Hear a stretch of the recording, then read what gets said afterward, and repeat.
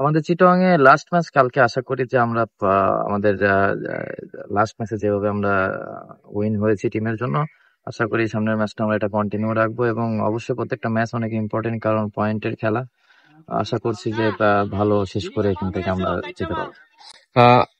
All out একটা cricket যেটা আমাদের দেখতে পাচ্ছি আমরা প্রথম থেকে, সেই অল আউট পারফরমেন্স করার জন্য আপনারা কতটা তৈরি? দেখেন, পারফরমেন্স যদি চিন্তা করি তাহলে আমরা ম্যাচ বাই ম্যাচ আগানোর ট্রাই করছি এবং প্রত্যেকটা ম্যাচ নিয়ে ফোকাস করছি, এবং ম্যাচ বাই ম্যাচ আগানোটাই ভালো হবে, যেহেতু সামনের দিকে আমাদের বড় বড় খেলা আসছে, সেমিফাইনাল খেলা আসবে ইনশাল্লাহ। তো আশা করছি যে ম্যাচ বাই ম্যাচ আমরা ভালো কিছু করে ইনশাল্লাহ সামনের দিকে আগাবো।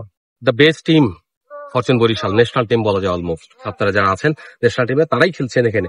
তো এইরকম একটা দলের কাছ থেকে তাদের প্রচুর সাপোর্ট বাংলাদেশে, তাদের জন্য আপনার কি বার্তা থাকবে? মানে আপনার চ্যাম্পিয়নশিপ ডেফিনেটলি এখান থেকে টপে থেকে যাবে। অবশ্যই ডিপেন্ডিং চ্যাম্পিয়ন আমাদের কাছে, তো অবশ্যই আমরা এক্সপেকটেশন অনেক হাই থাকবে। আশা করছি যে আমরা এটা ধরে রাখবো ইনশাআল্লাহ, এবং আমরা এইভাবে চিন্তা না করে আমরা সকলেই চাচ্ছি যে ম্যাচ বাই ম্যাচ কিভাবে ভালো করা যায়।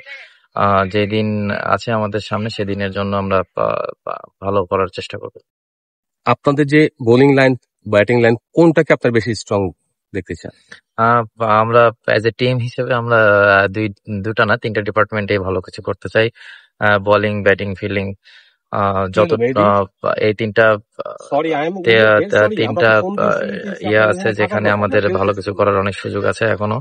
তো আশা করছি যে এই তিন জায়গাতে আমরা যেগুলা লাস্ট ম্যাচ গুলোতে যেগুলা ভুল ছিল ওগুলো থেকে আমরা আরো ভালোভাবে কামব্যাক করবো।